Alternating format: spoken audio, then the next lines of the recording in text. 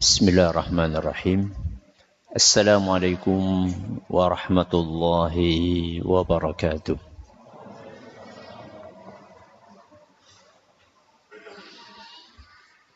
Alhamdulillahi wa kafa. Wassalatu wassalamu ala rasulihil mustafa wa ala alihi wa sahbihi wa man iktafa, amma ba'd. Kita panjatkan puja dan puji syukur kehadirat Allah Subhanahu wa taala. Pada kesempatan malam yang berbahagia kali ini, hari Rabu malam Kamis, tanggal 23 Rajab 1446 Hijriah, atau yang bertepatan dengan tanggal 22 Januari 2025, kita masih kembali diberi kekuatan, kesehatan, hidayah, serta taufik dari Allah Jalla wa'ala, sehingga kita bisa kembali menghadiri pengajian rutin tafsir Al-Quran di Masjid Agung Darussalam Purbalingga. Kita berharap semoga Allah Subhanahu wa taala berkenan untuk melimpahkan kepada kita semuanya ilmu yang bermanfaat, sehingga bisa kita amalkan sebagai bekal untuk menghadap kepada Allah Jalla wa Ala. Allahumma amin. Salawat dan salam semoga senantiasa tercurahkan kepada junjungan kita Nabi Agung Muhammad sallallahu alaihi wasallam, kepada keluarganya, sahabatnya, dan umatnya yang setia mengikuti tuntunannya hingga akhir nanti. Seperti biasanya, sebelum kita mengawali pengajian kita malam hari ini, kita akan membaca sebagian dari ayat-ayat yang termaktub di dalam surat yang mulia, surat At-Takwir. Semoga Allah Subhanahu wa taala memberkahi majelis kita. A'udzu billahi minasy syaithanir rajim.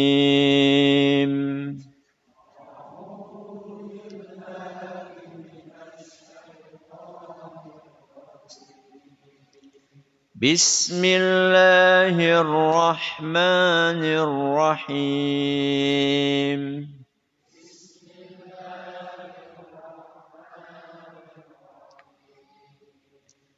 Idza asy-syamsu kuwwirat wa idza an-nujumu kadarat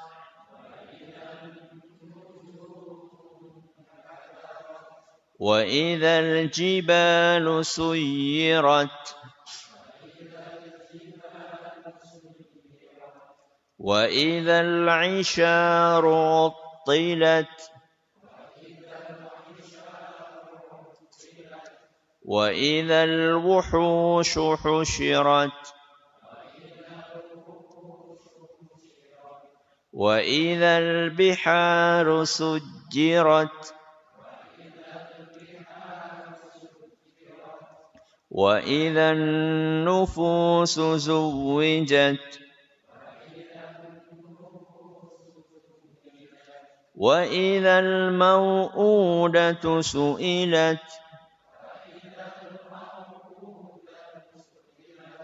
bi ayyi dhanbin qutilat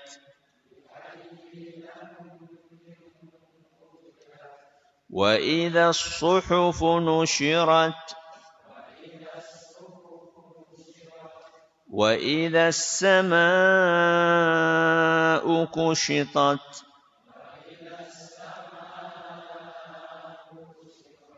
wa idzal jahimu su'irat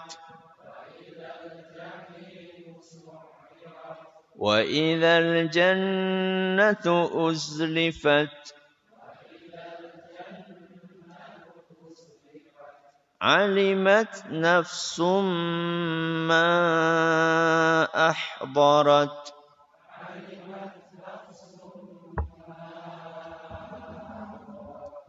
Para hadirin dan hadirat sekalian dan juga segenap pendengar serta pemirsa rahimani wa rahimakumullah. Ayat yang terakhir kita bahas ayat ke-7.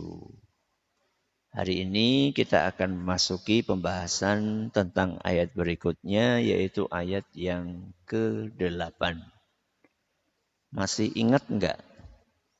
Allah Subhanahu wa taala di awal surat At-Takwir menyebutkan berapa peristiwa di hari kiamat.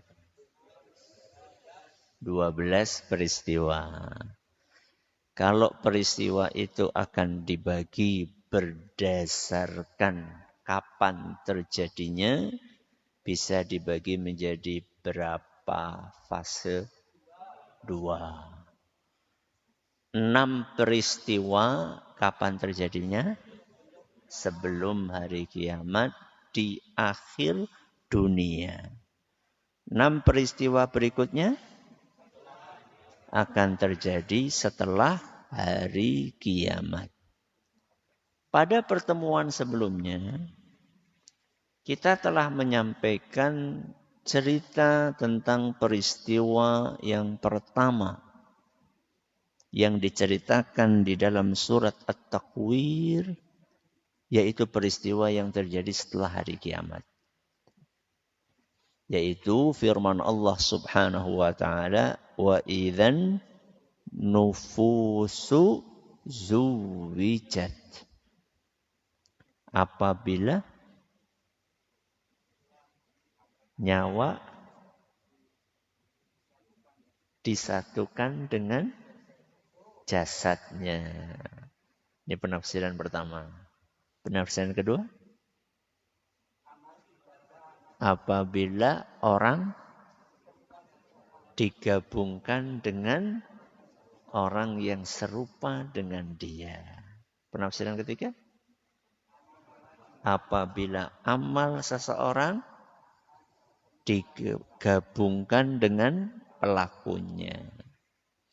Hari ini kita akan membahas peristiwa berikutnya yang terjadi di awal hari kiamat, yaitu firman Allah Subhanahu wa taala di ayat yang ke-8, wa idzal mau'udatu su'ilat.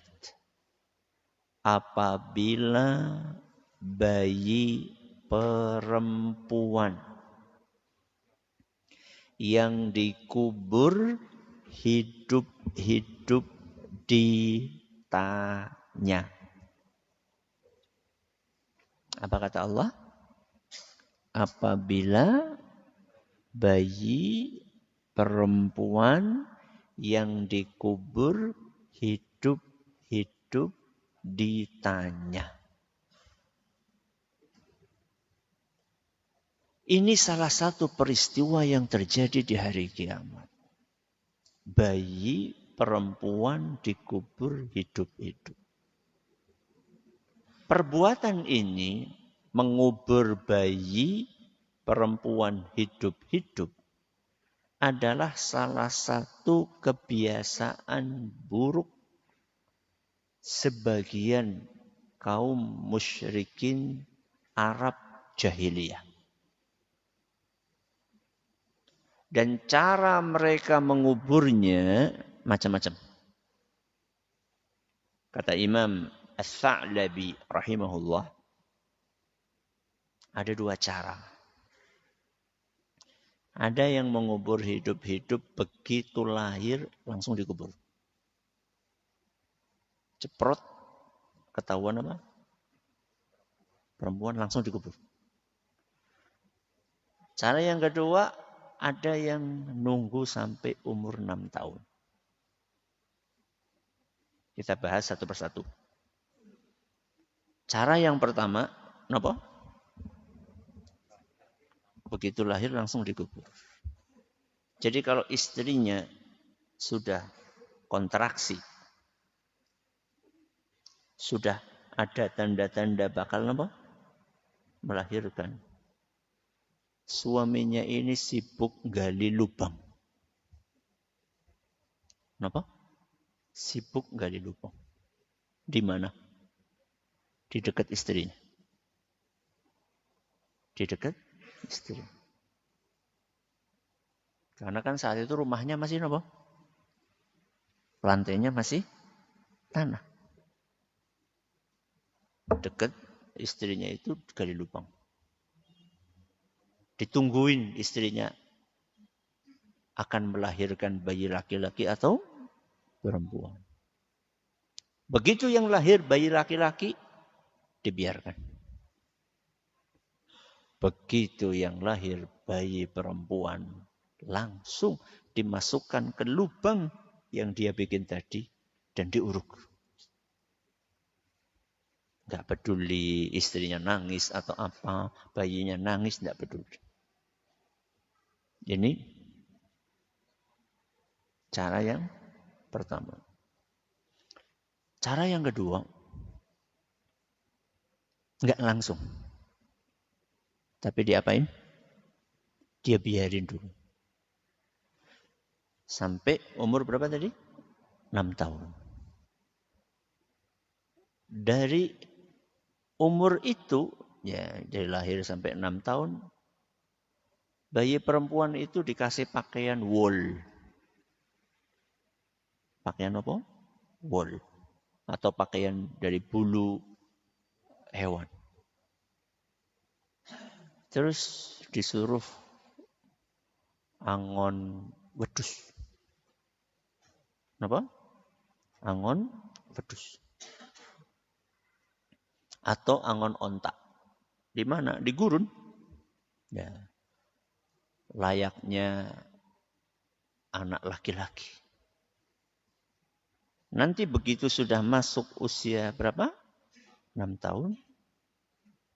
Maka si bapak ini akan berkata kepada istrinya, ini tolong dipakein baju yang bagus, ditandani, saya akan bawa untuk menemui paman-pamannya. Akan dibawa kemana? Nemui paman-pamannya. Dan sebelum itu dia sudah gali sumur. Sebelum itu dia sudah gali sumur. Tapi ngomong sama istrinya akan dibawa kemana? Pamannya. Dan dia bawa anak itu melewati sumur tersebut. Begitu dekat sumur itu, maka si bapak bilang sama anaknya, Dok, coba lihat sumur itu, ada airnya enggak? Begitu si anak perempuan itu ngelongok, mau memastikan ada airnya atau tidak, didorong. Terjatuh kemana? Sumur. Dan saat itu juga dia segera menguruk sumur itu. Sampai anaknya terkubur rata dengan tanah. Enggak peduli rintihannya, enggak peduli tangisannya. Inilah kebiasaan sebagian. Bukan apa? Semua, bukan. Sebagian orang musyrikin jahiliyah pada saat itu. Pertanyaannya, kenapa mereka melakukan itu?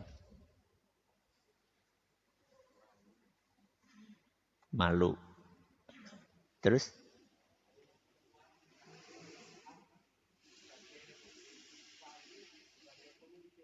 Masya Allah. Gak ada gunanya gitu ya.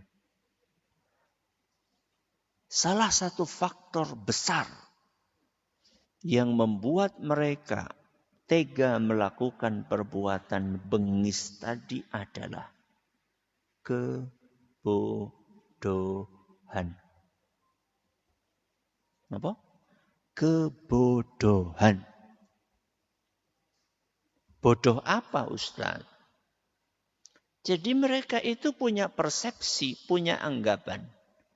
Kalau anak perempuan itu cuma ngerepotin. Cuma menjadi beban. Beda dengan anak laki-laki. Anak laki-laki bisa nyari duit. Bisa nunggang kuda, bisa macul, bisa apa lagi? Berkebun, bisa berdagang. Anak perempuan bisa apa? Cuma jadi beban saja. Nek carane dewek ngentong-ngentongi beras. Ini bodoh. Bodoh dengan apa? Bodoh dengan kekayaan Allah. Bodoh dengan kedermawanan Allah. Bodoh dengan kekuasaan Allah. Jadi mereka pikir Allah itu akan kesulitan untuk ngasih makan anak perempuan tadi.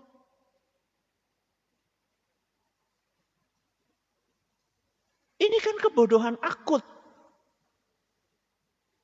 Saya tanya sama jenengan. Anak perempuan dengan kudanil. Dengan apa? Kudanil. Mangane akeh endi? Banyak mana makannya? Kudanil. Kudanil itu sama Allah dikasih makan atau tidak? Dikasih makan. Yang lebih besar dari kudanil apa? Gajah. Yang lebih besar dari gajah apa? Dinosaurus apa ono? Jere. Paus.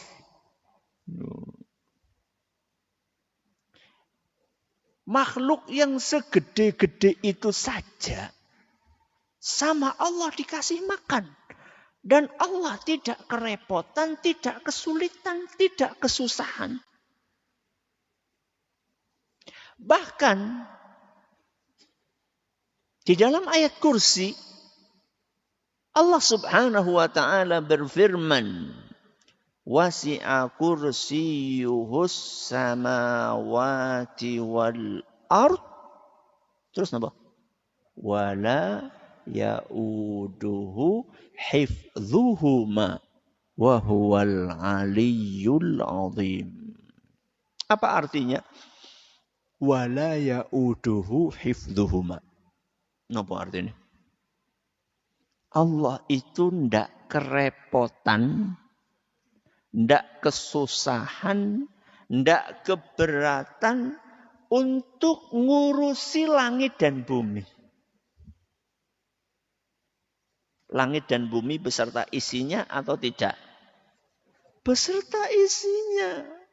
Masa ngurusi anak perempuan satu Allah repot? Itu kan kebodohan akut.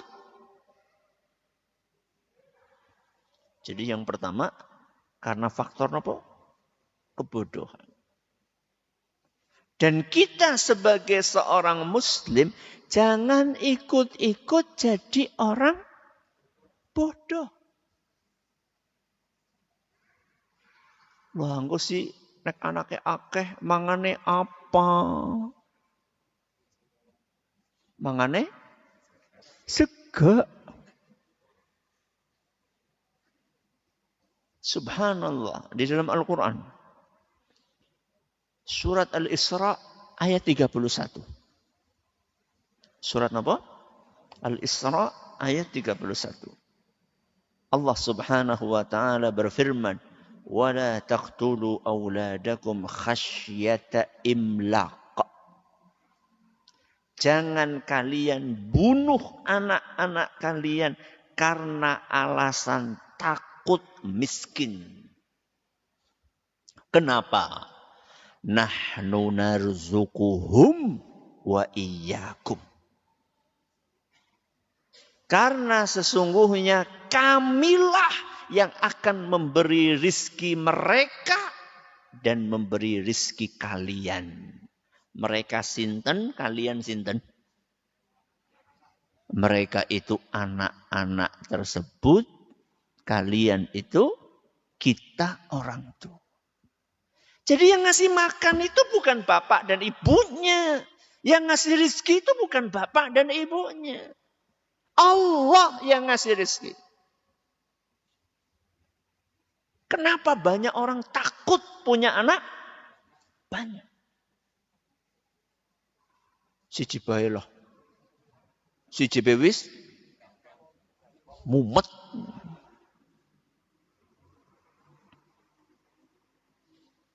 Subhanallah. Bapak Ibu, jenengan ini merenung enggak ya? Mbah-mbah kita dulu. Anaknya banyak-banyak apa sedikit-sedikit? Hah? Banyak-banyak. Minimal pinten? Minimal, saya bukan tanya maksimal. Minimal berapa? 6, 5, 7. Itu minimal. Berarti maksimal ya akeh. Bisa 11, bisa 12.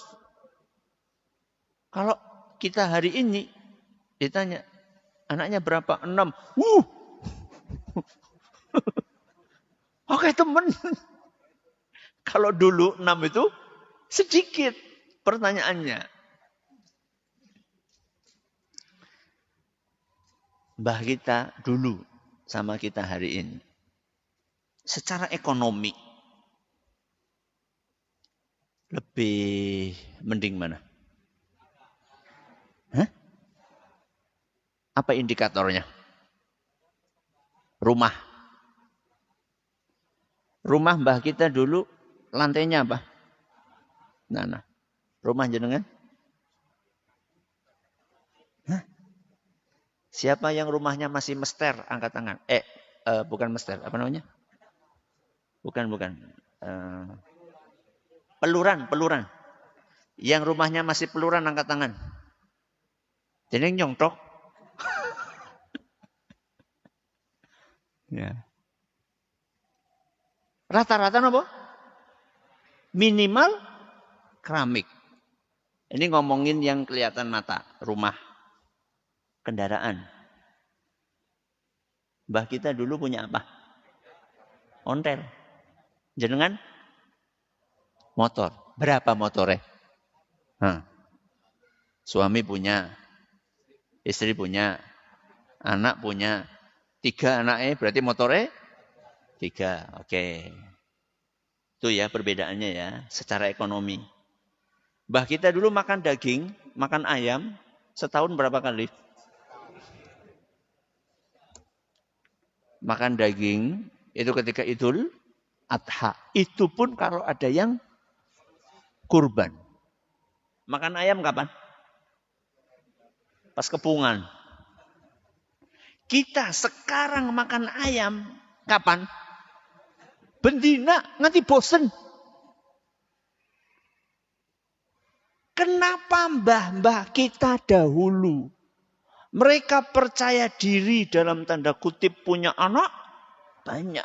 Sekarang kita takut punya anak banyak. Padahal secara ekonomi kita lebih mapan dibandingkan mbah kita. Kenapa?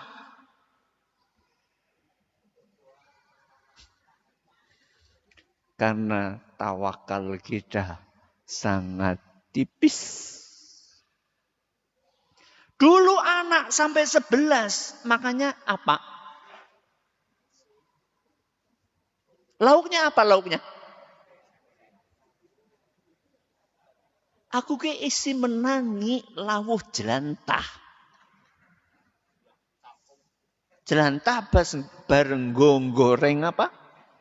Gesek. Aku ke menangi.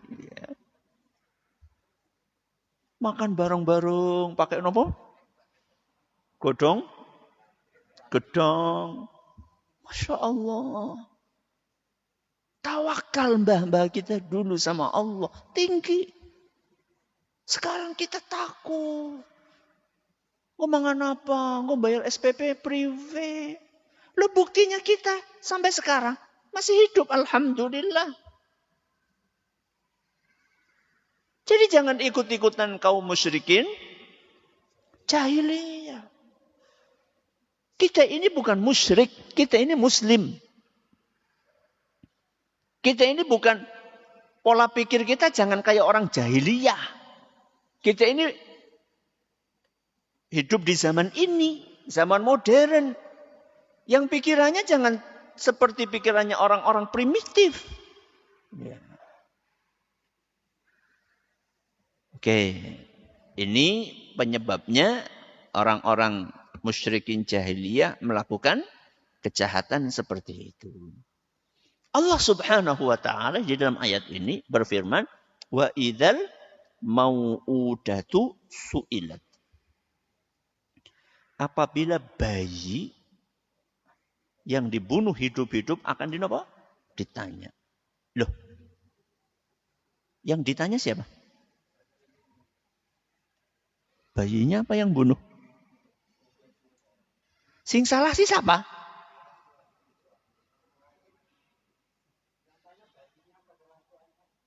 Bukan. Bunyi ayatnya apabila bayi perempuan yang dikubur hidup-hidup ditanya. Berarti yang ditanya siapa? Bayinya kan? Sing salah siapa? Orang tuanya. Bapaknya. Kenapa yang ditanya? Bayinya. Kata sebagian ulama tafsir. Ini adalah pesan buat kita semua. Bahwa orang yang terzolimi akan dibela oleh Allah di hari kiamat. Diberi kesempatan untuk berbicara. Di saat orang-orang yang terzolimi di dunia mereka ditindas. Mereka dibungkam. Dikriminalisasi. Nanti di hari akhirat. Mereka akan mendapatkan kesempatan. Untuk mengungkapkan kezoliman orang-orang yang berbuat zolim kepada dia. Maka jangan pernah berpikir bahwa perbuatan zalim itu akan diabaikan di hari kiamat. Jangan pernah berpikir bahwa perbuatan zalim itu akan dibiarkan tanpa adanya pembalasan. Jangan pernah berpikir bahwa kezaliman itu akan dibiarkan begitu saja nanti di hari kiamat. Coba jenengan pikirkan. Bayi-bayi itu, bayi-bayi dari anak-anak kaum musyrikin atau kaum muslimin.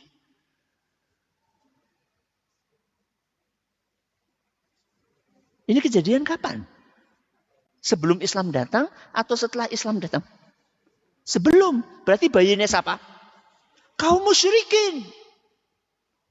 Bayinya kaum musyrikin saja dikasih kesempatan oleh Allah untuk berbicara. Karena dia dizolimi. Apalagi kalau yang terzolimi adalah orang-orang Islam. Apalagi kalau yang terzolimi adalah orang-orang Islam yang solih. Orang-orang Islam yang solihah. Saat itulah pengadilan Allah Azza wa Jalla akan ditegakkan seadil-adil. Maka hati-hatilah dari perbuatan zalim. Dan biasanya yang paling sering terzolimi itu orang-orang yang jauh atau orang-orang yang dekat. Jauh napa dekat? Dekat napa jauh? Kenapa? Karena paling sering berinteraksi dengan kita. Kalau orang jauh ketemu nih, setahun sepisah. Kalau istri ketemu nih, nanti bosan Ustaz. Astagfirullah. Setiap hari ketemu. Sehingga sangat mungkin orang-orang terdekat itu terzalimi. Suami ngomong kasar. Itu baru omongan kasar. Ada sebagian suami senengane plak. Ada? Ada atau tidak? Ada. Wonge teka ora? Hati-hati. Hari ini istri nggak berani protes. Karena takut. Takut apa? Bulanane, uang belanjaannya, kalau protes dikurangi nanti. Tapi nanti di hari kiamat, orang-orang yang lemah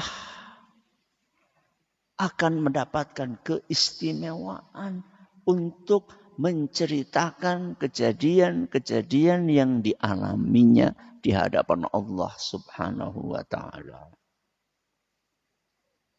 Oke, wa idzal mau'udatu su'ilat. Mau'udatu itu bayi perempuan. Berarti orang-orang musyrikin jahiliyah itu punya pandangan buruk kepada apa? Perempuan. Sehingga orang-orang musyrikin jahiliyah itu sangat mendiskreditkan sinten? Perempuan. Sangat merendahkan perempuan.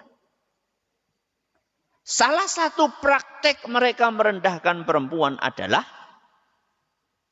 di kubur hidup-hidup.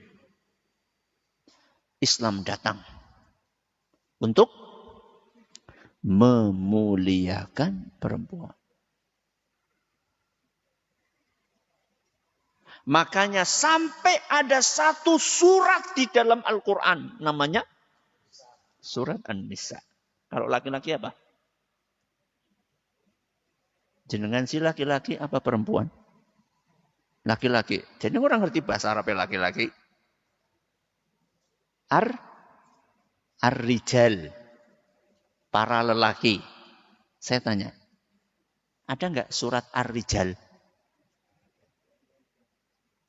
Golek di situ. Orang nana. Anane napa? An-Nisa. Satu surat full. Salah satu surat terpanjang dalam Al-Quran. Yang paling panjang surat apa? Al-Baqarah. Salah satu surat terpanjang. An-Nisa. An-Nisa. Surat wanita. Jadi Islam itu datang untuk memuliakan wanita. Sehingga kalau sekarang ada propaganda yang menyudutkan Islam. Wah, apa itu Islam? Islam itu merendahkan. Islam itu mengekang. Islam ini, Islam itu. Itu orang yang nggak ngerti tentang ajaran Islam. Yang mereka inginkan apa sebenarnya? Yang mereka inginkan adalah mengeluarkan wanita, kemudian dipaparkan, ditampilkan nggo barang dagangan. Itu yang mereka inginkan. Kalau nggak percaya, perhatikan iklan-iklan. Tapi aja di pelototi maksudnya. Coba sekarang. Iklan-iklan barang-barang yang tidak nyambung dengan perempuan. Contoh. Hammer apa sih hammer? Palu. Alat-alat pertukangan Bintang iklannya perempuan. Orang nyambung temen. Apalagi traktor. Traktor mbok kudune sing apa? Sing rasa gede, wong lanang. Enggak, perempuan. Moge. Ngertos moge? Motor gede. Bintang iklannya perempuan. Subhanallah. Apa kita mau anak-anak perempuan kita dijadikan barang dagangan seperti itu? Kira-kira kalau jadi bintang iklan itu menutup aurat apa mboten? Wong justru mencari perempuan supaya bisa dibuka. Orang tertarik bukan kepada mogenya tapi kepada perempuan. Islam itu datang untuk memuliakan wanita. Sehingga ditutup auratnya. Tidak berhak untuk melihat, untuk memegang. Kecuali kalau sudah hijab sah. Ya. Sekarang enggak. Siapa baik boleh? Ngemek. Kayak apa? Lemper. Bedakan antara lemper yang dijual di mana?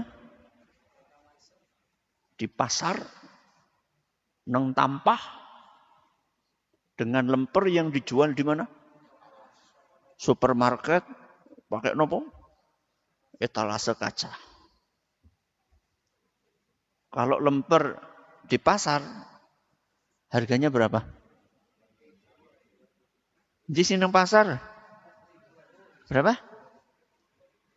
1.000. Ya. Kalau di mall-mall itu berapa? 5.000. Kalau di pasar itu boleh nggak ngemek kayak gue? Boleh. Bebas. Nyicipi beoli. Banyak lalernya nggak? Banyak. Dirubung laler. Ngarepe bakul anagot. Ya. Pembeli ngemek-ngemek lah, wis atos. Coba sekarang. Yang dijual di mana? Di etalase itu. Mahal harganya. Mahal. Boleh nyicipi? Enggak boleh. Lalernya anak. Oh, minder. Laler mlebu mall. Minder.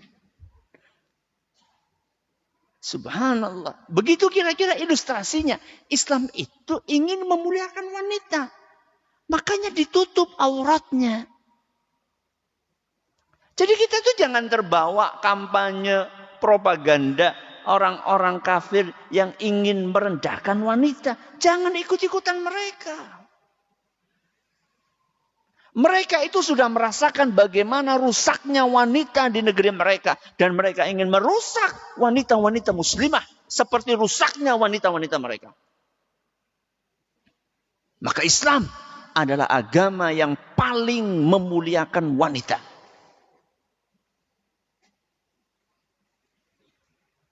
Oke. Wa idzal mau'udatu su'ilat. Mengubur wanita, anak wanita hidup-hidup.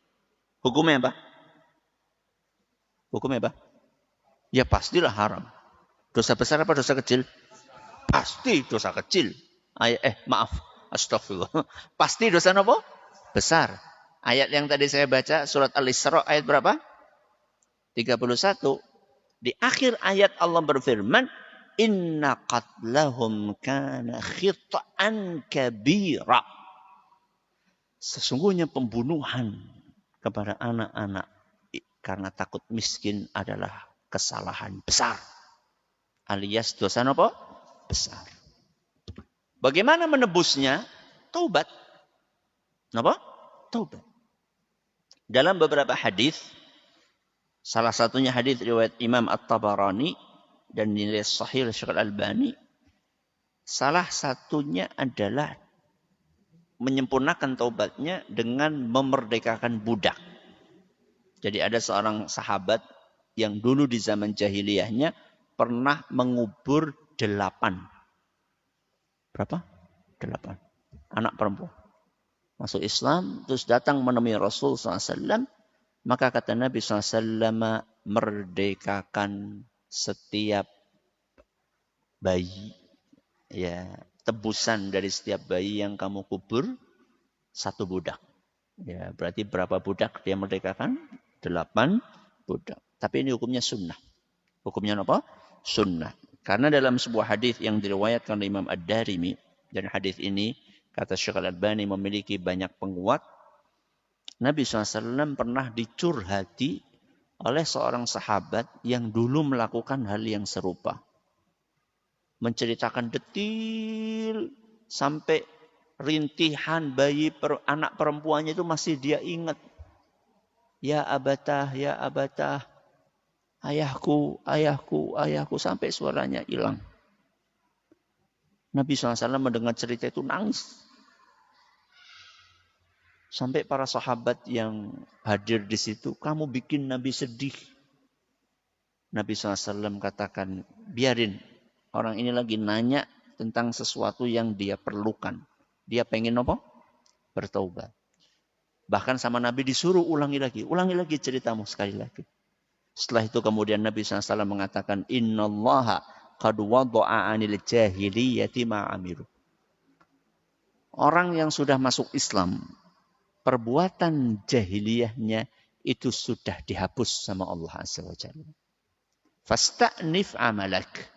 Sekarang mulailah lembaran hidup baru.